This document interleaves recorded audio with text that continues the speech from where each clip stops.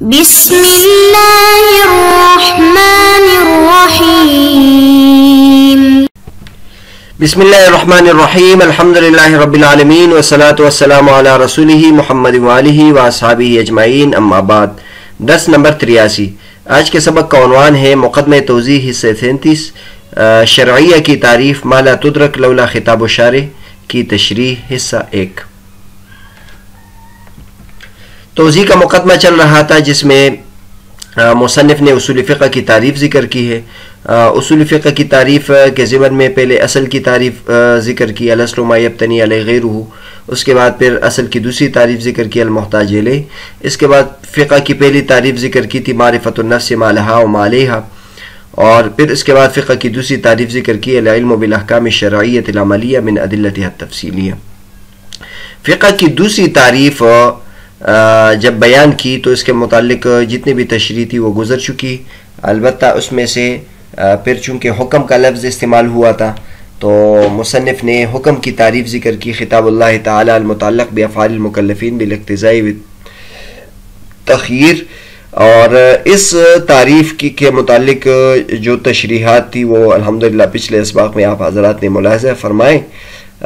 تقریباً 10 اسباق 10-11 اسباق میں حکم کی تعریف سے متعلق تشریحات تھی، وہ آپ کے سامنے گزر چکی۔ اب چونکہ فقہ کی تعریف میں الشرعیہ کا لفظ بھی آیا ہے، الشریعہ سے متعلق کچھ تفصیل علم جو فقہ کی تعریف ہے اس میں گزر چکی، لیکن مصنف نے اس کو دوبارہ یہاں ذکر کیا ہے۔ تو آج کے سبق میں ہم الشرعیہ کی تعریف بیان کریں گے۔ الشریعہ سے متعلق پہلے علامہ صدر الشریعہ رحمۃ اللہ کیا فرماتے ہیں وہ ذکر کرتے ہیں، اس کے بعد پھر علامہ تفتازانی رحمۃ اللہ اس کے بارے میں جو فرماتے ہیں وہ ذکر کرتے ہیں۔ فرماتے ہیں وَالشَّرْعِيَّةُ مَا لَا تُدْرَكُ لَوْلَا خِطَابُ الشَّارِعِ سَوَاءٌ كَانَ الْخِطَابُ وَارِدًا فِي عَيْنِ هَذَا الْحُكْمِ أَوْ وَارِدًا فِي صُورَةٍ يَحْتَاجُ إِلَيْهَا هَذَا الْحُكْمِ كَالْمَسَائِلِ الْقِيَاسِيَّةِ فَيَكُونُ أَحْكَامُهَا شَرْعِيَّةً إِذْ لَوْلَا خِطَابُ الشَّارِعِ فِي الْمَقِيسِ عَلَيْهِ لَا يُدْرَكُ الْحُكْمُ فِي الْمَقِيسِ فيدخل في حد الفقه حسن كل فعل وقبحه عند نفاة كونهما عقليين. اعلم أن عندنا وعند جمهور المعتزلة حسن بعض الأفعال وقبحها يدركان عقلا وبعضها لا، بل يتوقف على خطاب الشارع، فالأول لا يكون من الفقه بل هو علم الأخلاق،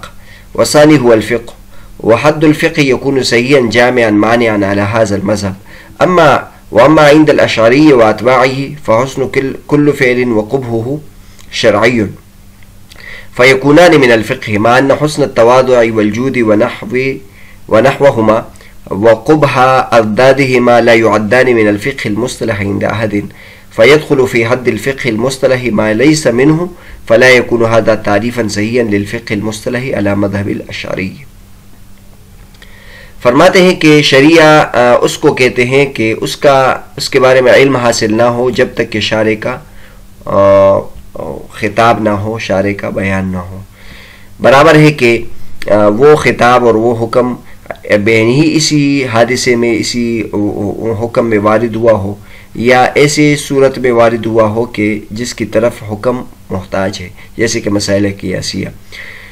لہٰذا اس کے احکام شرعیہ ہوں گے، اس لیے کہ شریعت کا خطاب اگر مقیس علیہ میں نہ ہوتا تو مقیس میں حکم کا ادراک نہ ہوتا۔ لہٰذا فقہ کی تعریف میں ہر فعل کا حسن داخل ہو جائے گا اور ہر فعل کا قبح داخل ہو جائے گا ان علماء کرام کے نزدیک جو سمجھتے ہیں کہ یہ دونوں عقلیین ہیں۔ جان لیجئے کہ ہمارے نزدیک اور جمہور معتزلہ کے نزدیک بعض افعال کا حسن اور بعض افعال کا قبح یہ عقل کے ذریعے سے بھی معلوم کیا جا سکتا ہے، اور بعض افعال کا حسن اور قبح عقل کے ذریعے سے ادراک اس کا نہیں کیا جا سکتا، بلکہ وہ شارع کے خطاب پر موقوف ہے۔ پس پہلا جو ہے وہ فقہ میں سے داخل نہیں ہے بلکہ اس کو علم الاخلاق کہتے ہیں اور دوسرے کو فقہ کہتے ہیں، اور فقہ کی تعریف صحیح ہوگی، جامع ہوگی، معنی ہوگی اس مذہب کے مطابق، لیکن جہاں تک کہ اشعری اور ان کے پیروکار ہیں ان کے نزدیک تمام افعال کا حسن اور تمام افعال کا قبح شرعی ہے، لہٰذا یہ پھر فقہ میں سے ہو جائے گا۔ حالانکہ حسن تواضع یعنی تواضع اچھی چیز ہے، اس طرح سخاوت اچھی چیز ہے، اور اس کے علاوہ جو چیزیں ہیں وہ اخلاقیات سے متعلق وہ اس کا اچھا ہونا اور ان کے ضد کا برا ہونا یہ فقہ میں سے شمار نہیں کیا جاتا، فقہ مصطلح کسی کے نزدیک بھی. لہٰذا فقہ کی تعریف، فقہ اصطلاحی کی تعریف میں داخل ہو جائے گی وہ چیز جو اس میں سے نہیں ہے، لہٰذا یہ تعریف صحیح نہیں ہوگی فقہ مصطلح کی امام اشعری رحمۃ اللہ علیہ کے مذہب کے مطابق. عبارت آپ کے سامنے آ گئی، ترجمہ بھی آ گیا،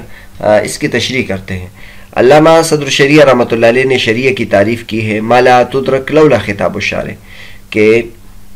جب تک شریعت کا حکم نہ ہو تو ان کا علم انسان کو معلوم نہ ہو. تو شرعی احکامات اس کو کہتے ہیں، تو گویا حکم اللہ تبارک و تعالیٰ کا حکم ہے، لیکن شرعی احکامات اس کو کہتے ہیں کہ شارع کا حکم اگر نہ ہوتا تو اس کے بارے میں علم حاصل نہ ہوتا. پھر شارع کا حکم نہ ہوتا، آپ دیکھتے ہیں بہت سارے مسائل ہمارے پاس ایسے ہوتے ہیں کہ شارع کا حکم اس میں موجود ہوتا ہے براہ راست، یہ نص کی شکل میں، اور بعض ایسے احکامات شریعت کے ہوتے ہیں جس میں شریعت کا حکم براہ راست نہیں ہوتا، لیکن جو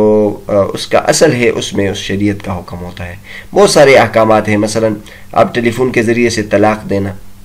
اسی طرح ایزی پیسے کے ذریعے سے جو پیسوں کے مسائل ہیں، بین ہی اس میں شریعت کے احکام موجود نہیں ہیں، ان الفاظ کے ساتھ نبی کریم صلی اللہ علیہ وسلم سے منقول نہیں ہے، لیکن سود کے بارے میں انہوں نے ایک اصول بیان کر دیے ہیں شریعت نے، قرآن نے اور حدیث نے، اور اسی طرح جوئے کے بارے میں بتایا ہے، ناجائز معاملات کے بارے میں انہوں نے اصول مقرر کر دیے. تو اگرچہ وہ اس میں شارع کا خطاب موجود نہیں ہے، لیکن چونکہ اس کے اصل میں شارع کا خطاب موجود ہے، لہٰذا اس میں شارع کا خطاب گویا موجود ہے. تو فرماتے ہیں کہ یہ ایک فائدے کی بات ضمن میں کی ہے علامہ صدر شریعہ رحمۃ اللہ علیہ نے، کہ برابر بات ہے، یعنی ہمارے شارع کے حکم سے مراد یہ نہیں ہے کہ صراحتاً اس میں شارع کا حکم ہو، نہیں، جہاں صراحتاً شارع کا حکم نہ ہو لیکن کسی قاعدے اور اصول کی شکل میں ہو تو وہ بھی مراد ہے. ایسی صورت میں وارد ہو کہ جس کی طرف حکم محتاج ہو، جیسے مسائل قیاسیہ، تو مسائل قیاسیہ بھی شرعیہ ہوں گے، کیونکہ اگر شارع کا خطاب اس میں نہ ہوتا مقیس علیہ میں، تو مقیس میں جو حکم ہے وہ معلوم نہ ہوتا. اس تعریف کے حل کرنے کے بعد وہ فرماتے ہیں کہ اب علامہ صدر شریعہ رحمۃ اللہ علیہ اشاعرہ پر اعتراض کرتے ہیں. پہلے بھی گزر چکا کہ فقہ کی یہ جو تعریف ہے یہ اشاعرہ نے کی ہے، هو العلم بالاحکام الشرعیۃ العملیہ من ادلتها التفصیلیہ. تو علامہ صدر شریعہ رحمۃ اللہ علیہ اشاعرہ پر اعتراض کرتے ہیں کہ آپ کے نزدیک چونکہ آپ شریعہ تمام افعال کو، اشاعرہ کا مسلک ہے کہ وہ تمام احکام شریعہ کو شریعت پر موقوف سمجھتے ہیں، یعنی ان کا مذہب یہ ہے کہ جتنے بھی احکام ہیں وہ انسان اس وقت تک معلوم نہیں کر سکتا جب تک کہ شارع کا حکم نہ ہو. لیکن ماتریدیہ کا اور جمہور معتزلہ کا مسلک یہ ہے، یعنی دیگر اہل سنت والجماعت کا مسلک یہ ہے کہ شریعت کے بہت سارے ایسے احکامات ہیں کہ عقل کے ذریعے سے اس کے بارے میں علم حاصل ہو سکتا ہے، اگرچہ اس میں شریعت کا حکم موجود نہ ہو، لیکن عقل کے ذریعے سے معلوم کیا جا سکتا ہے کہ شریعت کے نزدیک یہ اچھی چیز ہے یا شریعت کے نزدیک یہ بری چیز ہے. جیسے مثلا ہم مثال دیتے ہیں کہ سخاوت یہ اچھی چیز ہے، اور اسی طرح تواضع اچھی چیز ہے، اور اسی طرح تکبر بری چیز ہے، اور جو بخل ہے یہ بری چیز ہے. بہت سارے ایسے افعال جو اخلاقیات سے اور تصوف سے تعلق رکھتے ہیں، مثلا غیبت بری چیز ہے، قتل بری چیز ہے، اور اسی طرح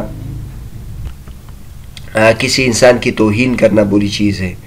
تو اس قسم کے افعال عقل کے ذریعے سے بھی معلوم ہو سکتے کہ یہ اچھی چیز ہے یا اچھی چیز نہیں ہے. لیکن چونکہ اشاعرہ کے نزدیک تمام افعال یہ شریعت پر موقوف ہے، تو علامہ صدر شریعہ رحمۃ اللہ علیہ فرماتے ہیں کہ اشاعرہ کے نزدیک یہ جو فقہ کی تعریف ہے العلم بالاحکام الشرعیۃ العملیہ من ادلتها التفصیلیہ، پھر یہ مانع نہیں رہے گی دخول غیر سے، کیونکہ شریعہ میں تصوف بھی آ گئے، کیونکہ ان کے نزدیک وہ امور بھی شریعہ میں داخل ہیں اور وہ بھی شریعت پر موقوف ہے، تو جو تصوف سے متعلق مسائل ہیں وہ اس میں داخل ہو جائیں گے. اور اگر اس تعریف کو ہم اپنی طرف سے بیان کریں، یعنی ماتریدیہ کی طرف سے یا ان کی طرف سے بیان کرے، حناف کی طرف سے بیان کرے، اور یا دیگر اہل سنت والجماعت کی طرف سے بیان کرے، ان یا جمہور معتزلہ کی طرف سے بیان کریں، تو اس پر پھر یہ اشکال واقع نہیں ہوگا کیونکہ ان کے نزدیک شریعہ کا معنی ما یتوقف علی الشرع ہے، تو اس میں سے وہ احکام نکل جائیں گے جو شریعت پر موقوف نہیں ہے، کیونکہ ان کے نزدیک بہت سارے جو تصوف کے احکام ہیں وہ شریعت پر موقوف نہیں ہے۔ تو یہ بات علامہ صدر الشریعہ رحمۃ اللہ فرماتے ہیں، علم جان لیجئے کہ ہمارے نزدیک اور جمہور معتزلہ کے نزدیک بعض افعال کا حسن اور بعض افعال کا قبح یہ عقل کے ذریعے سے بھی معلوم ہو سکتا ہے، لیکن دیگر بعض کا نہیں ہو سکتا۔ جیسے مثلا رمضان کے 30 روزے ہیں اور روزانہ 5 نمازیں ہیں، اور اسی طرح بہت سارے افعال ہیں جو شریعت پر موقوف ہے اور وہ عقل کے ذریعے سے معلوم نہیں ہو سکتے۔ فلاں نماز میں کتنی رکعتیں، فلاں نماز میں کتنی رکعتیں، یہ جو فقہی مسائل ہیں وہ اکثر یعنی شریعت پر موقوف ہوتے ہیں، عقل کے ذریعے سے وہ معلوم نہیں ہو سکتے۔ بل یتوقف علی خطاب الشارع، وہ موقوف ہوں گے شارع کے خطاب پر۔ بس پہلا جو ہے وہ فقہ میں سے شمار نہیں ہوتا جو عقل کے ذریعے سے معلوم ہوتا ہے، بلکہ وہ علم اخلاق ہے، اور دوسرا فقہ ہے یعنی جو شریعت پر موقوف ہوتا ہے۔ لہٰذا فقہ کی تعریف اس مسلک کے مطابق، یعنی جمہور معتزلہ اور اہل سنت والجماعت میں سے جو ماتریدیہ ہے یا احناف ہے، ان کے نزدیک یہ جو مسلک ہے یہ دخول غیر سے یعنی جامع معنی ہے۔ جہاں تک امام اشعری رحمۃ اللہ علیہ ان کے متبعین ہیں تو ان کے نزدیک ہر فعل کا حسن اور ہر فعل کا قبح یہ شرعی ہے، لہٰذا یہ سب فقہ میں شمار ہو جائیں گے، یعنی علم الاخلاق والے بھی فقہ میں شمار ہو جائیں گے اور جو علم فقہ وہ بھی فقہ ہے۔ حالانکہ حسن تواضع یعنی تواضع کا حسن اور اس طرح سخاوت کا حسن، اس جیسے اور بہت سارے افعال اور ان کے ضد کا قبیح ہونا یہ فقہ مصطلح میں شمار نہیں ہوتے، کسی کے نزدیک بھی نہیں ہے، خود اشاعرہ بھی یہ کہتے ہیں کہ یہ فقہ نہیں ہے، لیکن ان کی تعریف کے مطابق یہ چیزیں اس میں داخل ہو جائے گی۔ لیکن یہ صدر الشریعہ رحمۃ اللہ کی طرف سے آگے علامہ تفتزانی رحمۃ اللہ اس کی طرف سے جواب دیتے ہیں۔ فَيَدْخُلُ فِي حَدِّ الْفِقْهِ الْمُصْطَلَحِ مَا لَيْسَ مِنْهُ، لہٰذا فقہ مصطلح کی تعریف میں وہ چیز داخل ہو جائے گی جو اس میں سے نہیں ہے، لہٰذا یہ تعریف صحیح نہیں ہوگی فقہ مصطلح کی اشعری امام اشعری رحمۃ اللہ علیہ کے مذہب کے مطابق۔